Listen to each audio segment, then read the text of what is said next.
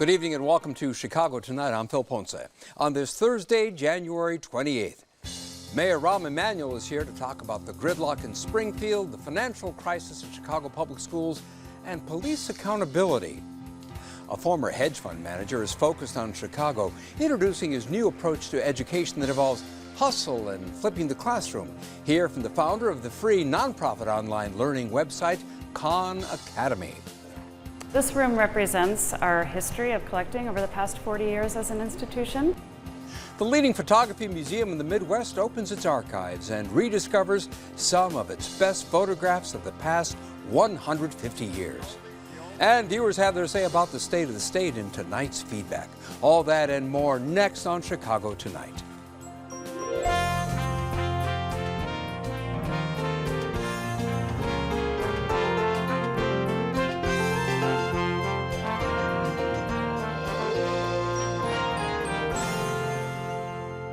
Thanks for joining us. Here's what's happening in Chicago tonight. The Chicago Teachers Union says it has received what it's calling a serious offer from the Chicago Public Schools. The school district and the union have been in protracted negotiations over a new teacher's contract. Earlier this evening, the union announced a possible breakthrough after the day's bargaining session wrapped up.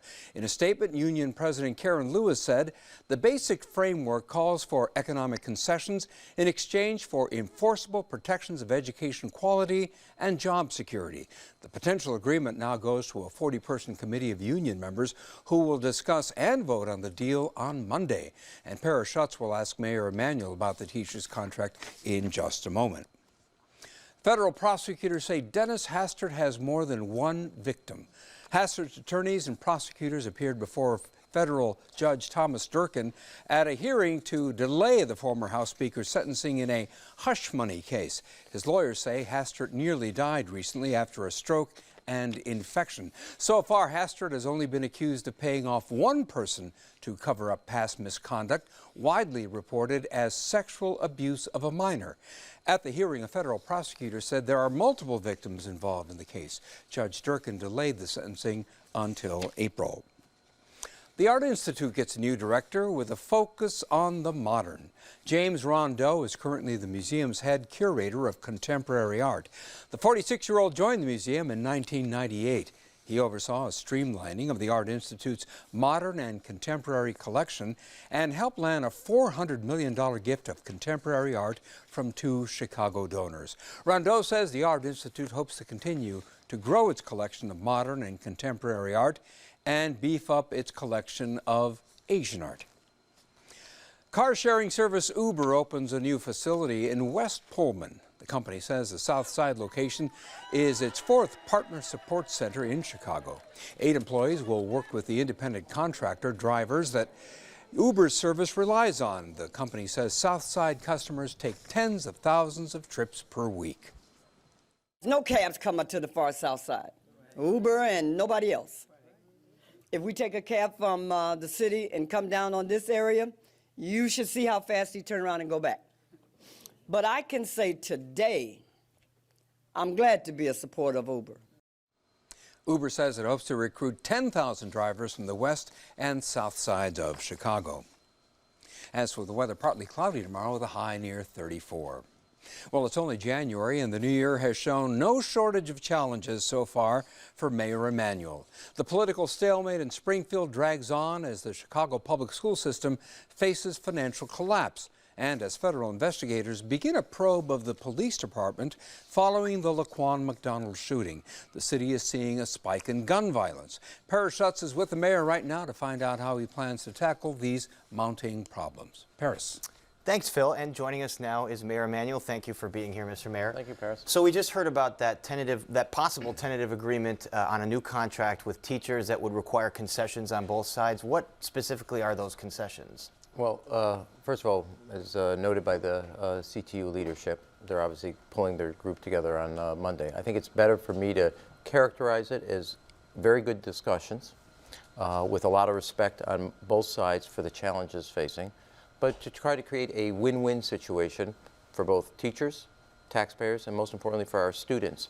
And I don't want to go farther than that in trying to characterize it, because it's been a very honest and I think a healthy working relationship over a number of weeks to get to a place where I think that we would see what the teachers need to see and the type of protections, but also the type of things that are necessary for taxpayers and students to see. And I think that kind of mutual respect I want to maintain. One of the big sticking points with teachers was having teachers pay their full 9% share of their pension costs. Safe to say they're going to be paying that share next year? I'm not going to take one item out or characterize it, because you have to see everything in its whole, and I want to do it in a way.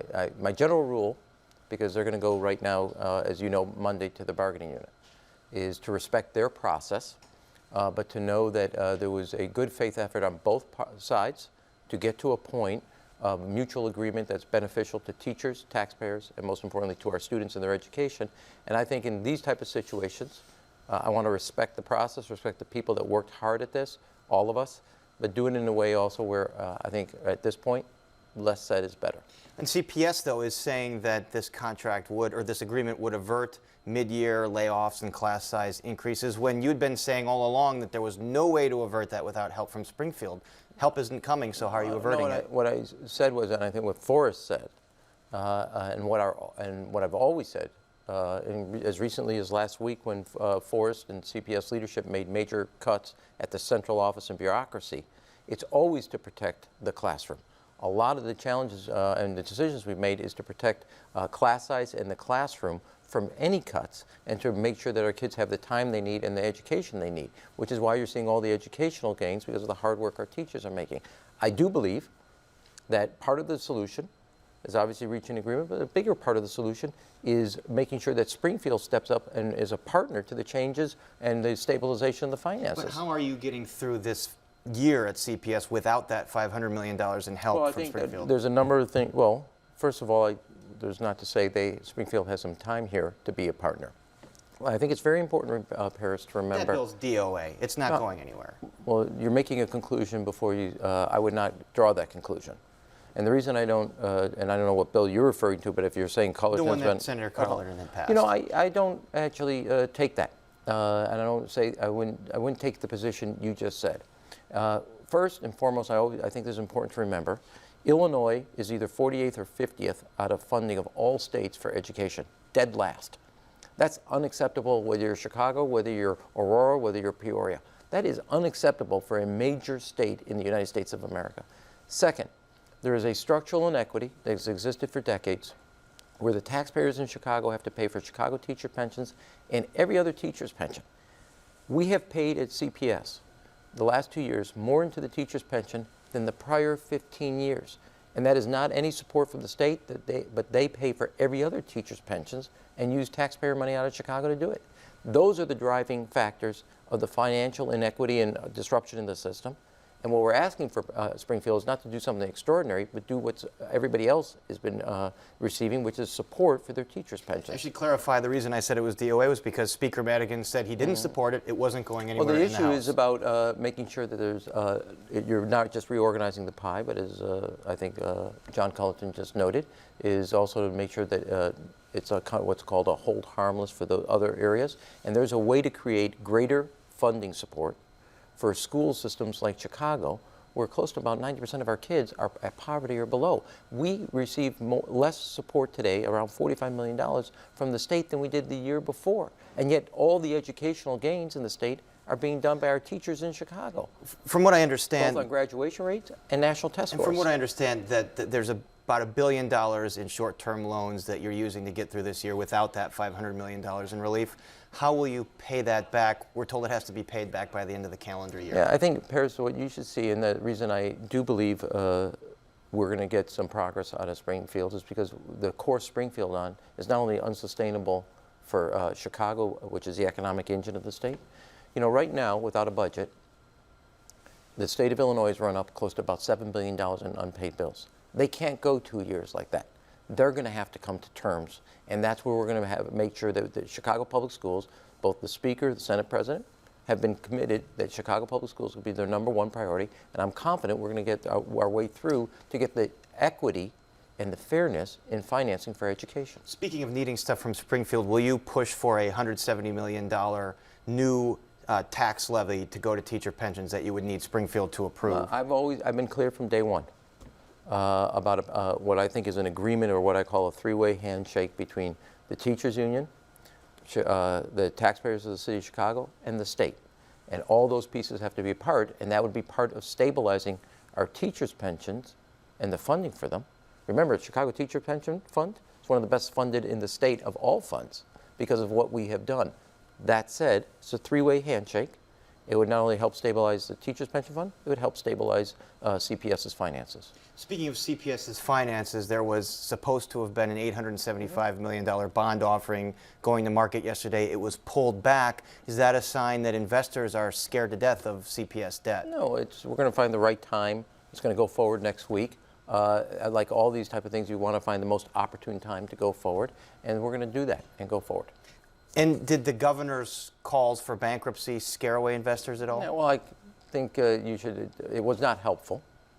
I think clearly that kind of, in my view, loose talk like that was not helpful. That said, I think that we're going to take the investors want to see the time, they want to see everything involved in it. They also took note of the changes that Forrest and his team made at the central office and the cuts that they did there. But it is going to go forward next week. What about the governor's calls for a statewide takeover of Chicago public schools? Why not go along with that if finances continue to deteriorate? It's ironic. Look, we're working through, like is noted by the Chicago teachers in their statement, working towards an agreement on a contract. The last place you want financial advice and counsel is from a state that hasn't passed a budget, has $7 billion in unpaid bills, kids quitting college because they can't afford to go there. You're going to seek financial advice from there. My view, take your energy and time as it relates to finances, get your budget done. As it relates to the school finances, stop being dead last in financing of education of 50 states, or near dead last. Second, stop, this is not the governor's fault, but it is history, and everybody's acknowledged and talked about it for years. We cannot continue to have the inequity as it relates to Chicago, to teachers' pensions. Every teacher in the state, every school system in the state is subsidized by the state of Illinois on their pensions. They pay the freight, except for Chicago. That has to end. It's unfair because you're teaching students and teachers in Chicago different than you treat everybody else. So we're one state, one future. Is it an unequivocal no that you would say no to a state takeover of CPS under any circumstances? Yeah, it's not necessary in place. I think if they have that type of time on their hands, then pass a budget. I want to go to a viewer question we had on Facebook. This is Jonathan Kaplan, who asked, do you support the release of TIF funds to make up for some portion the CPS budget shortfall? Yeah, we've already, we do that every year. We did additional funds of TIF funds for the Chicago Public Schools, and know that the TIF, all the TIF resources throughout the city, the number one recipient is Chicago Public Schools through construction. And in this budget that we just passed, our balanced budget, back in the fall, we had additional resources. I'm doing this by memory so I can be a little shy. I think it's an additional $30 million in TIF resources for the public schools. Well, now there's some state lawmakers that are saying there's as much as $350 million in those TIF surplus accounts. Is that true? No. Well, first of all, they always go through this. There isn't that type of surplus. We surplused these resources. That's how I got the additional money. And the number one, 80% of the money from TIFs go to public schools, public libraries, public transportation, and public roadways and public parks. That's where the resources go. The number one recipient, public schools. I want to get to this Better Government Association story that says that CPS does not know what happened to equipment from closed schools, despite hiring a contractor for $25 million to manage the logistics of the school closings. How is that possible? It's unacceptable, and I told Forrest they got to get to the bottom of that. But does this go to your management? It was your school board that approved this contract? No, they have to find the resources. They have to find what happened to that material, and that's what Forrest knows is a priority to get done. What about the contractor that got $25 million just to manage the logistics of the school closings? Well, they didn't do such a good job, it seems like. Well, first of all, let me say this. There is the number one goal on the school closings was to get our kids also to better schools. And the University of Chicago report shows that's exactly it. 83% of our kids got to better schools. And that's number one was the goal. Two, they actually got to not only better academic schools, better physical layout of the schools, and the investments were made there. That was our priorities, and that was accomplished. Third, they will get to the bottom of this as it relates to some of the equipment. And when is the deadline for them to come back to you with? Forrest is working on that right now. They're getting to the bottom of it. Okay, I want to move on to some of the crime numbers. Some disturbing totals here with murders. 45 murders this year. It's almost double this time last year. Has this focus on police shootings diverted our attention from the bigger problem of civilian shootings? Well, the responsibility and the cause of violence are illegal guns and gangs. Has always been and is today. And when people sometimes say, well, it's the police, they're responsible, or the onus is on the police. No. The onus is on gangbangers and the guns, and those are the ones that have to be held accountable. Why is the problem doubly worse now? Well, it's always been that situation. Look, our officers right now, you and I are talking. Across the city of Chicago, officers are responding to 911 calls. You're not going to read about it. You're not going to hear about it because they've done a great job and they do it responsibly. They do a very difficult and dangerous job, and they do it well. When one is not doing it well, that is unprofessionally, they need to be held accountable. When they do perform well, they need to be held up for what they've done. They are also human beings. They're aware of what's being talked about, and it does have an impact. But that said, who is responsible for the violence are the gangbangers. Who's responsible for the violence are those who market in illegal guns. And what we have to do is shut off both the flow of guns into the city of Chicago and hold the gangbangers responsible for their actions. And I would say this, everywhere I go, and I say this to public, we have meetings between the police and community leaders locally. I've done about 9 of those meetings. Just recently one in Rogers Park. I'll be doing another one in the coming days in another part of the city, and I think in the Bronzeville community. If you believe your police locally are doing a good job, tell them. They need to hear it now. They're conscious of what's being said around there. They're conscious of it. But some of those things said by you, very harsh things, said at a city council speech. When there is an issue about not holding up the best, highest professions, yes, we're going to have a system of accountability, of discipline.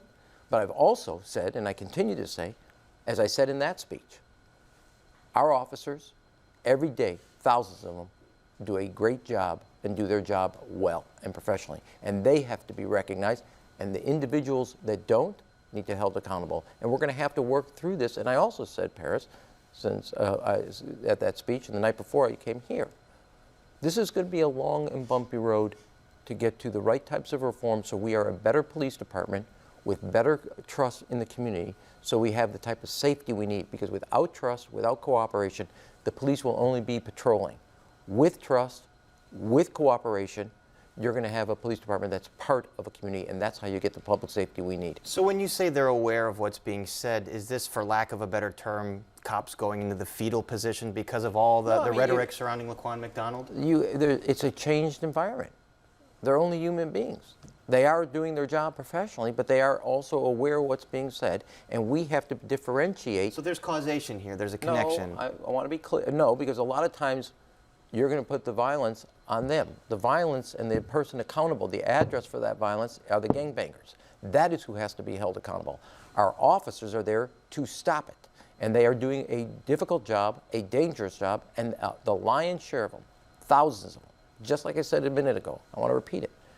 Across the city today, right now as I'm sitting here with you, Paris, we're talking, there's officers responding to a 911 call. You're never going to read about it. You're never going to hear about it because they did their job and they did it well. And they have to be recognized. They are the face of the police department. They're the professionalism of the police department.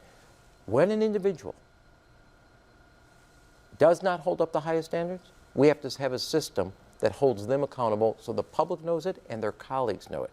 But on the other hand, when those officers who do their job well and do it professionally, they need to be held up as the example of what we want to see, because that's the best way we're going to get the cooperation, the trust, and the best police department that has a community working with them. And today you announced some new tactics to deal with this spike in murders. Can you elaborate on that? There's a couple things that not so much I, as Acting Superintendent Escalante, I do support them. We've reviewed them. A couple things that I think are essential. In the impact zones where you have saturation, a lot of officers have been on what I would say beat officers walking. We're going to get them vehicles so they can cover more real estate in a more effective presence. That will have a saturation type quality. Second, coming up next week. We're at one of the largest classes, about 100 officers who are sergeants will be graduating. Those are your frontline management. They're going to be responsible for where officers go. They're going to be responsible for what happens in that area, and that type of line management is essential to driving the type of proactive policing we want to see in the community policing we want to see in the city of Chicago.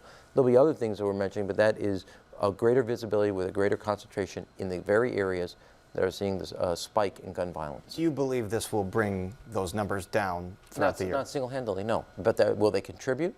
Yes. I mean, there's other factors, and I don't want to, this is for criminologists, but I read this stuff, is obviously we're having a warmer winter. That has an impact. But ultimately, illegal guns in the hands of individuals who need to be held accountable for the crimes they commit. Well, and I would say on the alternative side, beyond the policing, beyond breaking up gangs and holding them accountable, we also need to make sure, like we have in after school, like we have in summer jobs, like we have in mentoring programs, invest in the opportunity for young men, principally, not only, to have an alternative and a positive alternative that gives them an opportunity where gang life is not the only choice they have. So when you say, and a lot of people want to try to find the one thing, are better gun laws important? Absolutely. Better strategies and more policing, doing community policing? Absolutely. Also alternatives where we give young men not one choice, but the right choice, which is a positive place, a job, an opportunity where they can see their own self-worth. And so the basic strategy is to put more police on the street and get kids, guns, and drugs and gangs off the street. But there was a DNA Info article showing that the amount of gun seizures has gone way down this year. Is that a problem? Without a doubt. And why is that? I mean, gun seizures is anything that's less in the kind of interdiction area. I want to, it's a little, I don't want to say early. I'm going to be working with John Escalante. Why is the gun seizures are down? But the fact is, I know, having visited numerous TAC units, numerous roll calls, our officers are doing a good job. They're doing it in a very dangerous situation, and we need to keep encouraging them to do proactive community policing. That is the goal, and they want to do their job. Speaking of doing their job, how is John Escalante doing as the interim police chief? Hey, look, I really think John stepped up in a very difficult time, in a difficult moment. He stepped up to steer the police department that's at a point in which it's going through some changes and reforms that are necessary, and they're an essential, and he's committed to helping keep Chicago, as he says in his own words. He's proud when he puts on that police uniform, and he wants others to be proud, and they have to make the type of changes that are necessary. So I admire his leadership. I admire his selflessness in stepping up to the leadership role he has done. And you've brought in Charles Ramsey, the former chief in D.C. and Philly, a Chicago native, as a $350 an hour consultant to the CPD. He said he's not interested in the superintendent post. Would you like him to take that post? This question came before, so I mean, the way I say it, if somebody says they're not interested, the goal is, given the responsibilities you have a history of persuading people to do things they didn't want to do initially. That is true, but that said, usually, well, first of all, let me say this. I'm pleased that we have Charles Ramsey as an advisor. He's from Chicago. He's the author of Community Policing, and having been superintendent in both D.C. and in Philadelphia, where they had a partnership with the Justice Department, a pattern and practice type partnership, he knows how to steer us, help us steer through this. That said, that's the role he will do, and he will report to the new superintendent. Since the last time you were here, Mayor, your office released all the emails pertaining to the Laquan McDonald case. Yeah. And from various reports, it's clear that your top aides and the Department of Law attorneys knew things about this case long before you say you knew about it. Does this mean your staff insulates you from this kind of information regularly? No, I think that as I said on your show, and we talked about it before, Paris, what I knew at the point is not only the shooting, I knew that both the U.S. attorney in the name of the Justice Department, the FBI, the state's attorney, as well as IPRA were all doing the investigation which is necessary. IPRA has made their conclusion, the state's attorneys made their conclusion. Obviously, the Justice Department, through the U.S. attorney, is still working on it. I'm hoping that they come to a conclusion of their own investigation. But it's clear that your aides knew that the police reports from that scene didn't jibe with the video, and you say you weren't aware of that until the video came out. So they never talked to you about that? No, it was not a discussion in the sense of that area, and they said, as you note, our goal was to get this video out once the investigation was concluded. There are also a lot of reporters that analyzed those emails, and it showed that you and your aides were more concerned with sort of the message manipulation than actual policy. Are you too concerned with your image throughout all this? I think if you look at it, we were actually very focused because on making sure on getting the policy right, as even the recent messages, as I said, when I was in Cuba and dealing with another situation. Where were the policy goals that we wanted to drive? And this is pertaining to the Quintonio LaGuerre shooting. Correct. And yes. I want to move to a video question we have from Kurt Chang from Andersonville. I think the only question would be, how can we trust you? How do we know we can trust you? Okay, very broad question there. Yeah. Well, you have to look at not only the work I've done, but the way I kind of see it is, what are the pledges and commitments I made back when I ran for office in 2011 or 15? And do I hold those commitments? A lot of people sometimes run for office to make one pledge in the campaign, and then when they get to governing, they do another thing or the other thing. I've made a series of pledges about making sure that Chicago, and my #1 goal, that every Chicagoan is better prepared, and the city of Chicago is better prepared for the future to seize it to make the most economic gains. When I came into office, companies were leaving, people were leaving. That outflow has stopped. We've made investments in key areas, and following exactly the pledges I've made, line by line, and I'll be held accountable. And part of building that trust is to look at your work and say, are you going to do exactly what you said you were going to do? And that is what I try to do, and that's how I hold myself accountable to deliver the results. It's not, there are days in which maybe something I do you don't find you support or whatever, but am I true to the principles and true to the commitment I made when I asked for your vote? I want to move on to some Springfield news, and you said earlier today that the governor has had perhaps the worst or least effective first year in office of any governor you can remember. What has he done wrong in your eyes? Well, look, what I said was I appreciate the new tone and tenor that he's adopted into speech, because the tone and tenor in the last year has produced a record that is one of the most unproductive in Springfield session. Look, I know it's vogue in the Republican presidential primary to insult people. Okay? But that's not how you have to, that's a Republican presidential primary. You're a governor working with Democrats. Not alone, but Democrats are in the majority. I would say, let's put the insults aside and try ideas. You got to create an environment of trust and cooperation. You got to create a place where people of different views feel like they can propose ideas and come forward. We have spent a year of calling the Supreme Court corrupt, calling this individual a failure, calling that person corrupt. What makes you think people want to come over and want to work with you? You have an agenda. So some people may agree with parts of it, but it's I think there are parts of it that are extreme or radical. That said, calling people names is not the way to conduce them to work in a cooperative way to find common ground with you. So the new tone, tenor, I'm hoping it extends to a point where he understands he has a role to create an environment that people can then come forward with ideas to work with. But insults do not produce ideas. I think an environment that is highly charged politically does not produce the progress we need to see. So what I would just say, I understand it's a vogue thing in the presidential primary to just insult your opponents. These are people you got to work with. I think put the insults aside, create an environment where people want to work with you even if they don't agree with you on everything. Do you think he needs to abandon this pro-business, anti-union turnaround agenda, Yeah, or at least detach it from budget negotiations? Well, let me say this. I know people call it pro-business. I recruit a lot of companies to come to Chicago. Last 2 years, Chicago was #1 city for corporate relocations. The biggest thing businesses are looking for is certainty. There is nothing certain coming out of Springfield. So don't tell me that's pro-business. One of the strategies we had for Chicago, and which is why we reversed the outflow of companies and jobs, We've had a simple strategy from transportation to talent. We're investing in modernizing our transportation system so people can conveniently get from home to work, whether that's on public transportation or at our airport.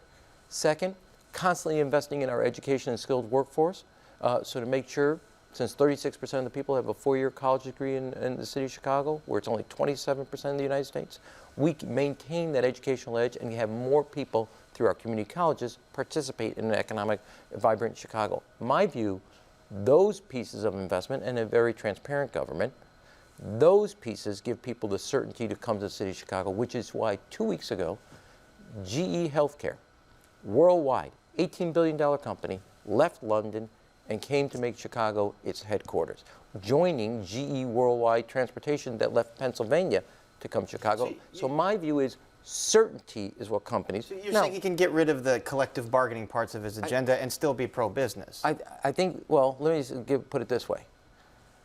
A number of students are leaving our universities right now, not signing up for the second semester because they don't have the resources.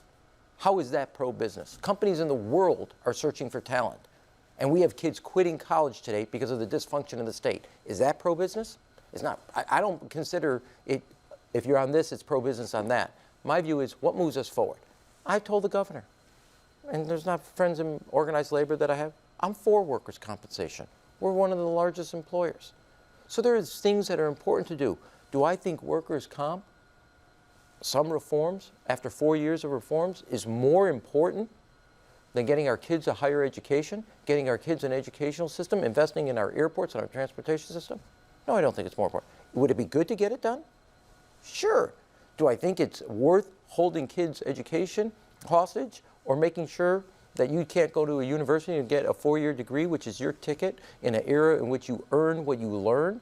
I don't believe that's pro-business. And I think all the uncertainty coming out of Springfield is bad for Illinois. It's not good for business, and it's not good for families, because uncertainty does not give you the confidence to make an investment. And so when everybody says, oh, this is pro-business, my view is uncertainty is anti-business, and that it makes Illinois not competitive. You mentioned the word airports, and we have a lot of Northwest Side viewers that always want us to ask this question, and you met with a lot of them yesterday.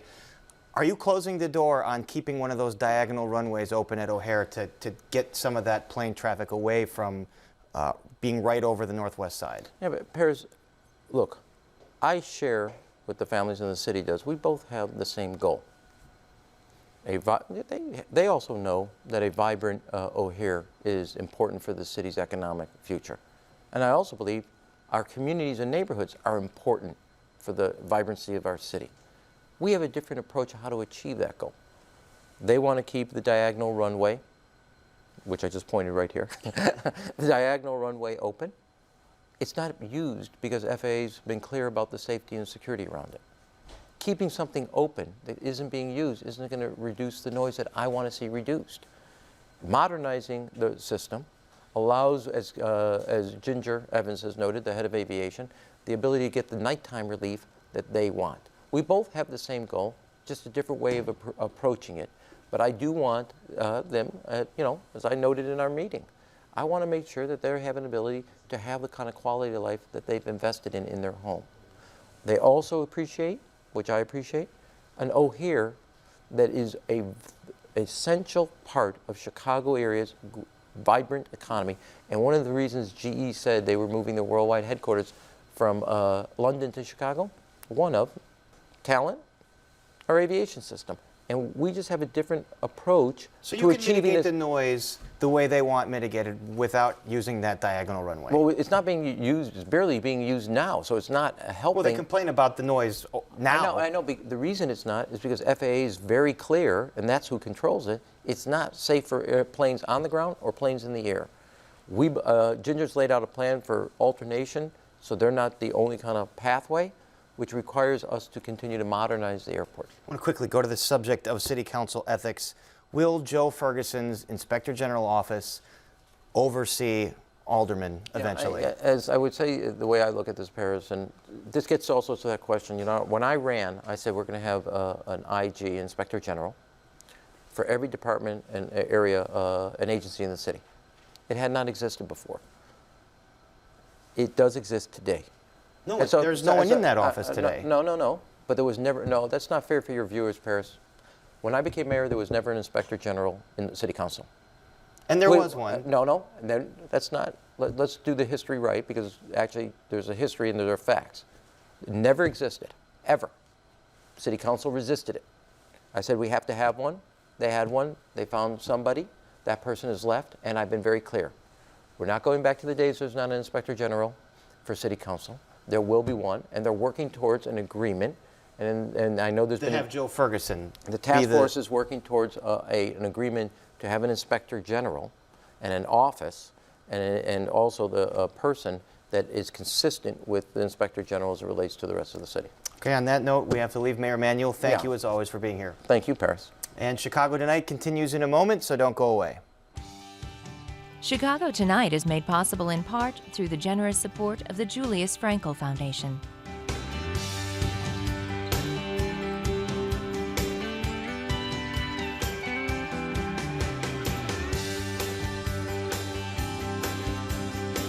Still to come on Chicago Tonight, great photographs from the past 150 years. And in tonight's viewer feedback, your reactions to Governor Rauner's State of the State address. But first, just how much can technology help level the playing field in the way people learn? That's a big question in play for former hedge fund analyst Sal Khan. His free nonprofit online learning website, Khan Academy, has delivered 700 million lessons to children and adults around the globe. Today he's focusing on Chicago as he launches his newest initiative. It's called LearnStorm. It's a math challenge that more than 30,000 local kids have already signed up for. And here to give us our own tutorial on Khan Academy itself is its founder, Sal Khan. Sal, welcome to Chicago Tonight. Great to be here, Phil. So for people not familiar with the website, not familiar with Khan Academy, tell us a little bit more about it. Yeah, at a very high level, we're a not-for-profit organization with a mission of a free world-class education for anyone, anywhere. And what that means is people can go to Khan Academy. It's all free. They get thousands of videos on everything from basic arithmetic to college-level statistics or physics or art history. There's exercises that students can work on. It'll give them diagnostics, fairly sophisticated software that allows them to progress at their own pace. And the goal is really to allow as many students as possible to tap into their potential. And we're looking at one of the tutorials on the screen now. Remind us, this is a story I've read several times, of how the Academy got started. Yeah, it was a little bit happenstance. As you mentioned, I used to be an analyst at an investment firm, and one of my cousins needed help in math. And she was Nadia, who was 12 at the time. And she was in New Orleans, I was in Boston, and I offered to tutor her remotely. So I started working with her. That worked out well. Then I started working with her brothers. Then word got around the family that free tutoring was going on. And I found myself over the course of about 2 years with about 10, 15 cousins, family, friends around the country. And I started Khan Academy as just really a hobby to give them practice problems. So that's where the software came from. And then a friend suggested, well, why don't you scale up by making some of your lessons into videos and putting them onto YouTube? I immediately thought that was a horrible idea. I said, YouTube's for cats playing piano, not serious math. Watch it. We happen to have a cat that plays the piano. Yeah, but no, go I ahead. know. I'm very impressed by cats playing piano. But I got over the idea that it wasn't my idea. I gave it a shot. And, long story short, my cousin said they liked me better on YouTube than in person.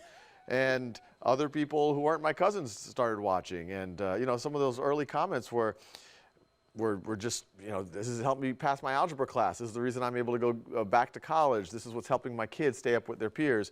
This was early 2007. I was like, there's something real here. By 2009, I had trouble focusing on my day job. I set it up as a not-for-profit.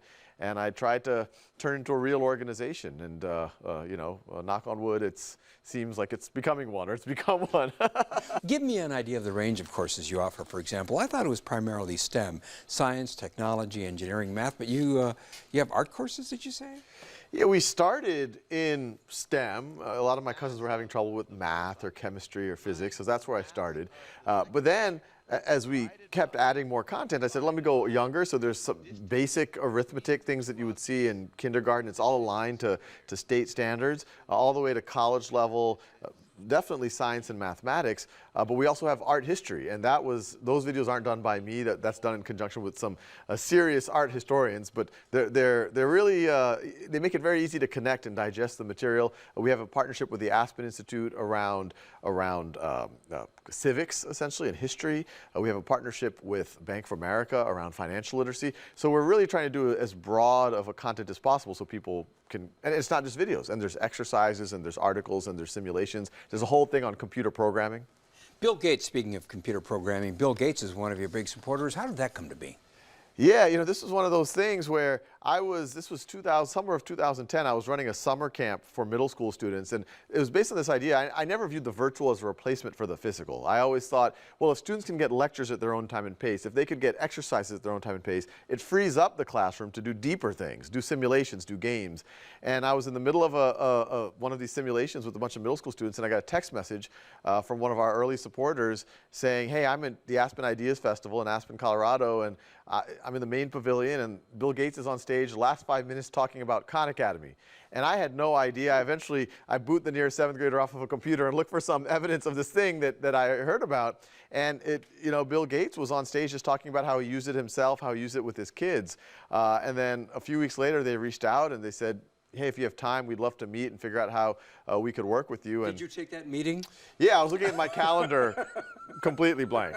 And so I said, yeah, I've got to maybe cut my nails on Wednesday, but I think I can meet Bill Gates. So it started out as a one-man show in a closet, a microphone, just very low scale from what I understand. Now you have about 100 employees or so? Yeah, we have a team of 100. About half of them are on the design and software engineering side. I mean, when I talk about students being able to go and get a diagnostic, it's fairly sophisticated software. I'd argue it's the best software out there, but we're doing it philanthropically. We're giving it away. We have a good content team that's helping us make sure we align to standards and we can fill out everything we're doing. And then we have a team that's working on programmatic stuff, reaching out to schools, working with teachers, working with communities. How many of the videos do you personally do? Oh, we're internationalizing now, so I only do them in English. I see. We have them in Spanish and Brazilian Portuguese and Hindi, and we keep adding there. But I've done about 4,000 or 5,000 videos myself. Just yesterday I did a few on special relativity, but we have other people as well now. Well, with all these people, most of your funding comes from the world of philanthropy? Yeah, I would say about 80% of our support comes from philanthropists, some big philanthropists, large foundations, Gates Foundation, et cetera, but a lot of support from individual users who, we help them get through a class and they donate $3. So the Chicago Public Schools issued a press release saying that they were going to partner with Khan Academy. What will you be partnering to do? Well, what Khan Academy, what we've built and continuing to build is a resource where if someone has the right mindset, they can learn what they need to learn. But the key is, how do you give people that mindset? And this challenge that we're doing in conjunction with Chicago Public Schools is called LearnStorm. And it's about students going on to Khan Academy, being supported by their teachers, by their communities, by their schools physically, and that we can celebrate not just achievement in math, but also the right learning mindset. So we can see if a student not only is progressing, but they're progressing at stuff that is challenging for them, that when they get something wrong, they don't give up, they keep going, so we can reward them for that perseverance. And so we're going to reward them virtually, but also have physical events. We just had the kickoff event earlier today, and we're going to have monthly cups where we give awards to the schools and the towns that are really showing that grit, that perseverance, and then we're going to have a finals event in a few months. Because you're giving awards for hustle, and that's Yes. what you're talking about. So hustle and results, or is it? It's both. Ability in math has always been kind of easy to measure. I could give you a test and, hey, if you got it all right, okay, you seem to know that material. But I think anyone you talk to in any industry will tell you, yes, it's nice to know math or science or reading or writing, but what's even more important is the mindset that when you fail at anything, that you don't give up, that you're always pushing yourself out of your comfort zone and you learn from that failure. And before it was very hard to measure that, but we can actually see that on Khan Academy. If you show up to the site, you try a quadratic problem, you get a question wrong, but you don't give up, you can keep going. We say, hey, that's grit, that's perseverance. And so we're actually going to have 2 leaderboards, one for students that are achieving, that are learning a lot in math, but another for students that are showing a lot of that grit, that hustle. There's a term that I think you may have used called flipping the classroom. Remind me what that is. Explain what that is, rather. Yeah, this idea of a flipped classroom, and it's not my idea. To some degree, it's been happening in humanities seminars for thousands of years, where students read ahead of time, they come to class, they don't get a lecture, they have a discussion. But in STEM classes, in math and science classes, historically, you come to class and you get a lecture. But in a world now where you can get a on-demand video on exponents or on logarithms or on factoring polynomials, teachers don't have to spend valuable class time on that anymore. Instead, they can have the students do work on problem solving or work on simulations.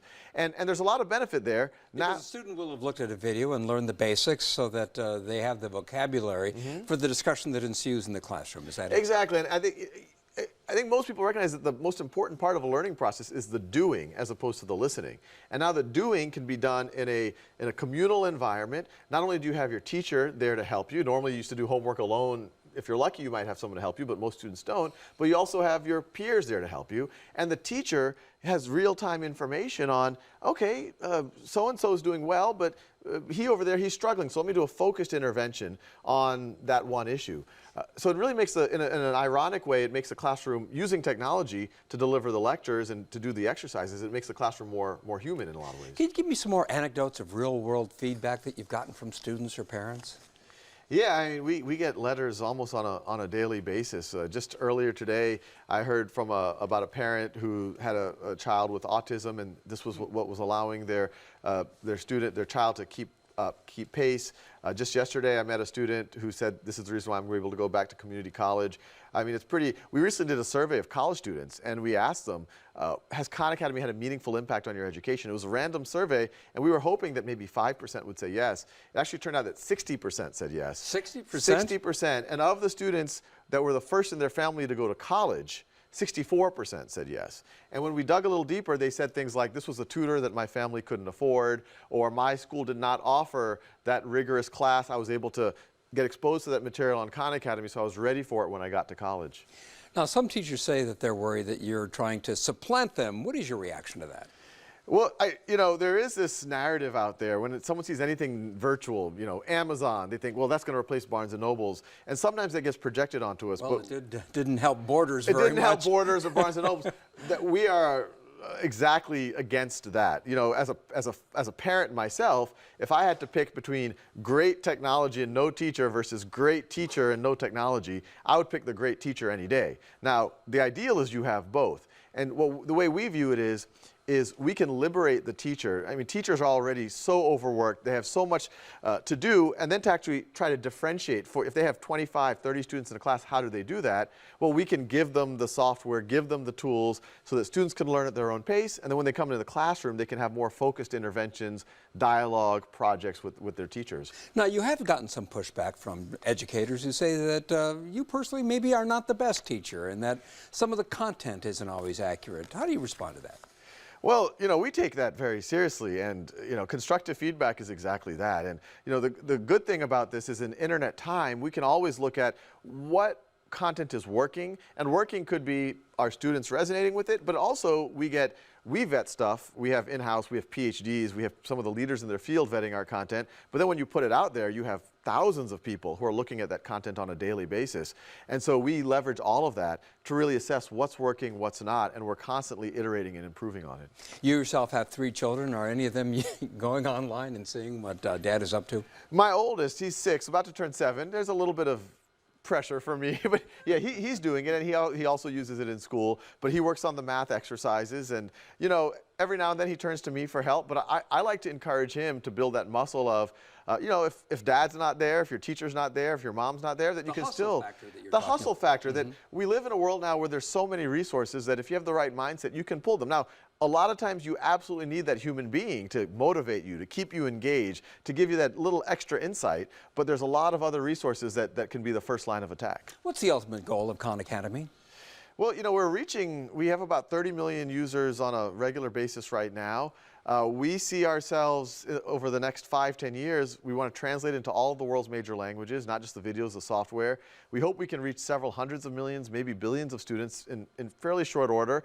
For students in the developed world who have a school, we can empower that, we can liberate class time so that we can work on higher order things, and that if we're talking about a village in India someplace where maybe they don't have a school or they don't have someone in the village who can teach trigonometry, that students are able to tap into their potential still by accessing it through a mobile phone. Sal Khan, thank you so much for being here. We appreciate it. Thank you. Nice to meet you. And Chicago Tonight continues in a moment, so please stay with us.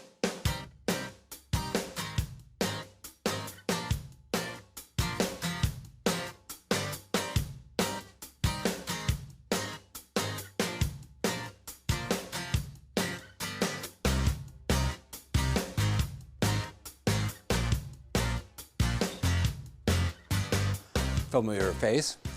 In the Loop, a photographic feast is now being served. To celebrate its 40th anniversary, the Museum of Contemporary Photography combed its archives to find the pictures that best reflect the museum's character.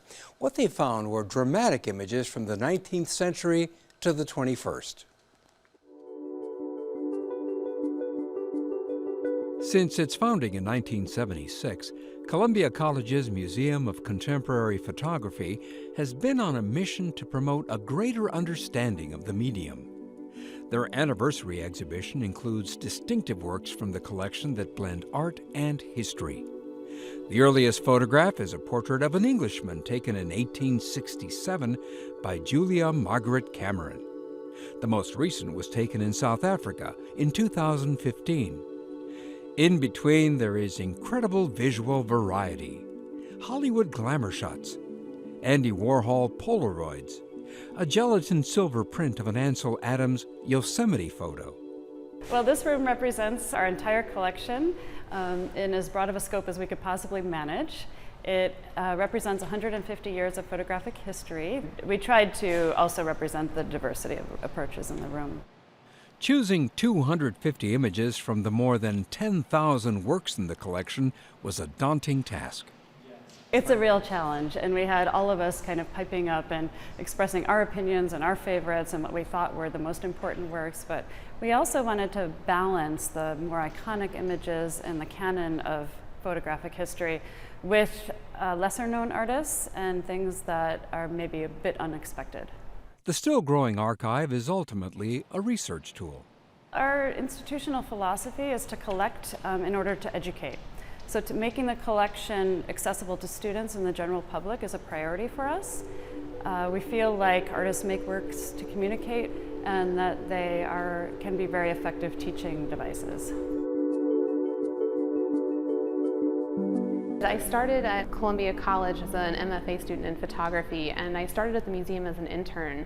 And that experience actually really impacted the way that I thought about this exhibition, because my first job here was to go through our entire archive of photographs and make sure everything was in the right place. But as I did that, I got to look at every single image. And so every day was like this moment of discovery, of seeing this masterwork that I could only dream of, seeing, and I was totally awestruck by the experience. So I wanted to try to put together the exhibition in a way that would allow visitors to similarly have this experience of discovery and to see all of these amazing works of art put next to one another in this really dynamic display. Probably the most iconic image on the wall is by Dorothea Lange. It was taken in 1936. It's called Migrant Mother. It was made during the Great Depression. We have almost 500 works by Dorothea Lange in the collection. Her stepdaughter lived in Chicago until she passed away recently, and she gave us a lot of Dorothea's work prints. Beyond works by masters like Dorothea Lange and Walker Evans and Diane Arbus, the museum also maintains the Midwest Photographers Project. That is a rotating archive of works by local artists and regional artists, where they loan us work for a period of 3 years, and we use it to teach from and also to make available in Chicago, for example, if the artist doesn't have gallery representation. We put the work on our website, we write about it for the artists, and so we support them, but they also loan us the work that we have at our fingertips, which is easier for us to access than the work in the vault. So we use it a lot for teaching. In the era of smartphones and Instagram, not everything photographic is digital. People often think that analog photography is something of the past, but I really think that artists have more expansive ability to work with all different types of materials and in all different types of ways now than they've ever had before. And so for me, it's just sort of building to all of these options that artists have in order to create the work and to respond to the world around them. Photography's always been a constantly changing medium. People are familiar with using it in their everyday lives, and it's a medium that has a tremendous capacity for storytelling. We use it to tell stories about our own lives. The Museum of Contemporary Photography's 40th anniversary show just opened and runs through April 10th. The museum is on the campus of Columbia College and it's free of charge. For more information and a slideshow of these remarkable images, visit our website. Before we go, some viewer feedback. Many of you gave us your take on Governor Rauner's State of the State address. Let's cut drug abuse programs and at-risk youths, because We obviously have plenty of money for the extra policing and incarcerations that will result. That's like saving money by not doing oil changes on government vehicles anymore. Neither party is offering a solution to the mechanism which has brought Illinois to the brink of bankruptcy. Government mismanagement is like an anchor around our necks, dragging the state down. I'm thinking Rauner's State of the Union speech today might just be the shortest on record because his accomplishments could collectively fit on the head of a pin. Crocodile tears and hand-wringing from both sides, but the neediest citizens are being played as pawns in a contest between executive and legislative leaders. The governor did not address the fact that Illinois does not have a budget. It is about the time to lock all of them in a room and not let them out until they've worked together to come up with a budget they can pass. We are the laughingstock of the nation. And that is our show for this Thursday night. I hope you join us tomorrow night at 7 for the Weekend Review. Now, for all of us here at Chicago Tonight, I'm Phil Ponce, and I thank you for watching. We leave you with more from the Museum of Contemporary Photography. Good night.